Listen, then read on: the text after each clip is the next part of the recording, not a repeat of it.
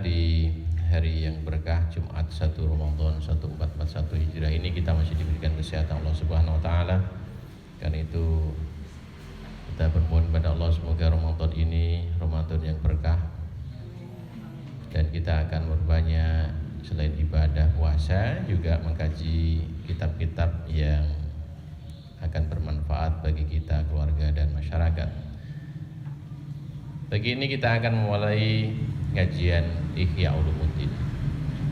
Sudah sampai di tema yang menarik dan ini sekaligus saya berharap menguatkan apa yang selama ini kita bangun, yaitu menjadi santripreneur. Jadi santri apa? Santren entrepreneur Al-Mu'atta Kudus yang dari awal ini mendorong semua santri menjadi pengusaha. Tetapi itu kan harus punya landasan, bukan hanya manajemen dan ilmu ekonomi, tapi yang lebih penting adalah landasan spiritual. Dan kita beruntung mendapatkan Ihya Ulumuddin bukan hanya tema-tema tentang membersihkan hati, bukan hanya tema ibadah sebagaimana yang sudah lewat, tetapi juga membahas tentang etos kerja. Ini kan menarik. Jadi ada etos kerja umat yang akan kita kaji langsung dari Hujjatul Islam. Beliau ini seorang pemikir besar, ulama yang punya julukan pembela Islam, Hujjatul Islam. Hujjah itu istilah yang kalau orang debat itu tidak pernah kalah. Nah, itulah Imam Al-Ghazali.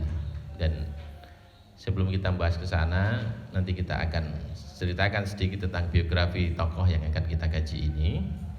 Nama beliau Muhammad bin Muhammad Al-Ghazali. Jadi namanya Muhammad. Bapaknya namanya Muhammad. Kakeknya namanya Muhammad. Ya. Itulah kenapa kalau orang mau pergi haji atau umroh harus namanya 3 suku kata. Sebagian besar orang Arab kebiasaannya itu namanya kan satu kata. Namanya Muhammad gitu. Sama dengan Imam Syafi'i namanya siapa? Muhammad. Al-Ghazali namanya Muhammad. Nah, untuk bedakan Muhammad yang satu dengan Muhammad yang lain maka disebut nama bapaknya, disebut nama kakeknya. Nama beliau ini Muhammad, bapaknya namanya Muhammad, bapaknya namanya Muhammad. Muhammad bin Muhammad Al-Ghazali punya laqab Abu Hamid. Setiap mengkaji satu kitab, satu pemikiran, baiknya kaji dulu pemikirnya. Karena dengan seperti itu kita akan tahu genealogi keilmuan seseorang itu, termasuk bagaimana dia bisa mengarang satu kitab yang fenomenal, Ihya Ulumuddin ini. Saya akan mulai dari sebelum dia lahir, karena ini penting juga bagi semua santri. Ternyata syarat mendapatkan ilmu bermanfaat bukan hanya santrinya, bukan hanya pelajar atau mahasiswanya, tapi dimulai dari orang tuanya. Orang tuanya sebetulnya pekerja, kebiasaannya memintal kain wol, pedagang kain lah begitu. Tetapi tidak lantas kaya, apalagi kecukupan, hidupnya sederhana, tapi punya kebiasaan yang baik. Setiap dia selesai bekerja mendapatkan uang itu selalu pergi silaturahim sowan ke kiai-kiai, ke ulama-ulama fikih di zamannya, dan selalu ketika mendengarkan ceramah para kiai itu ayahnya, siapa tadi nama ayahnya? Nah, namanya Muhammad. Habis bekerja memintal kain wol, dapat uang ke pasar, kemudian dia mampir ke satu pengajian dan sering mendengarkan ceramah para ustadz itu, dia menangis. Sekali waktu dia tidak segera pulang, tapi mendekat ke ulama tadi dan bermohon, Pak Yai, kalau bahasa kita orang Jawa kan gitu, tolong doakan saya supaya saya dikaruniai anak-anak yang soleh, menjadi orang alim seperti Pak Yai. Nah, ini kebiasaan baik orang tua. Nanti kalian akan tahu apa dampak dari kebiasaan baik sowan ke kiai minta didoakan supaya punya keturunan yang soleh itu.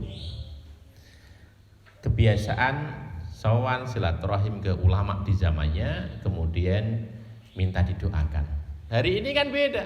Kalau ada kiai datang, jangankan minta doa, biasanya kan malah minta foto toh.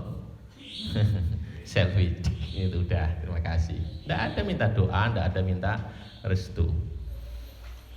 Allah nganugerahi orang tua yang suka silaturahim dan minta doa kiai itu akhirnya dikasih karunia 2 anak laki-laki. Yang satu namanya Muhammad, adiknya namanya Ahmad. Jadi saudaranya Imam Ghazali ini atau Muhammad Al-Ghazali ini punya saudara namanya Ahmad. Dan alhamdulillah, karena kesungguhan keinginan yang sungguh-sungguh dari orang tuanya ini, sejak kecil dididik oleh orang tuanya, dikirim ke pesantren-pesantren. Kalau di Indonesia namanya pesantren. Dan akhirnya sejak usia muda dia sudah tumbuh menjadi seorang yang ahli ilmu agama. Tetapi kebahagiaan ayah yang dikaruniai 2 anak itu, laki-laki Ahmad dan Muhammad, itu tidak berlangsung lama. Karena tidak lama akhirnya ayah ini sakit, yang akhirnya meninggal. Nah, waktu sakit itu kemudian dia panggil salah satu temannya. Dipanggillah temannya, terus dia mengatakan begini, temanku, tampaknya saya nggak lama ini meninggal dan saya punya 2 anak ini. Hartaku sudah saya kumpulkan, meskipun tidak banyak, ini aku titipkan kepadamu. Maka begitu nanti aku dipanggil Allah, lanjutkan anak-anakku supaya mereka bisa belajar, supaya mereka bisa mendalami ilmu agama dengan harta warisanku. Jadi warisannya tidak diberikan ke anaknya, karena anaknya masih kecil, dititipkan ke temannya supaya nanti seluruh biaya pembelajaran, sekolah, kuliah, mondok itu dibiayai dari warisan orang tuanya. Kan mirip-mirip orang tua kita toh. Ya, lahan di kampung dijual. Ya, untuk apa? Menyekolahkan kalian, menguliahkan kalian. Jadi ini sudah ada tanda-tanda baik, kalian akan tumbuh menjadi ulama-ulama besar. Ya, jadi sarjana-sarjana yang bermanfaat, karena apa?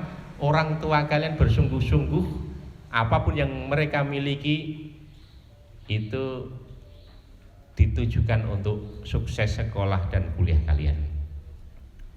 Karena itu begitu ayahnya meninggal, akhirnya dia masuk ke asrama. Masuk ke asrama pesantren dan belajar di sana sungguh-sungguh.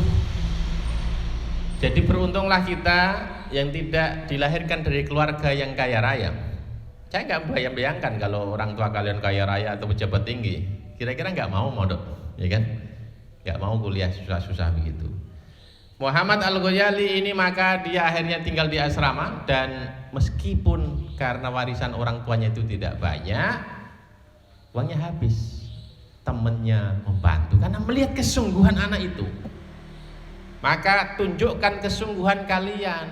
Ketika uang pun kurang, banyak fasilitas yang bisa kalian dapatkan. Bisa jadi dari negara, namanya beasiswa. Dan beasiswa bukan hanya dari pemerintah, dari negara, dari banyak lembaga-lembaga.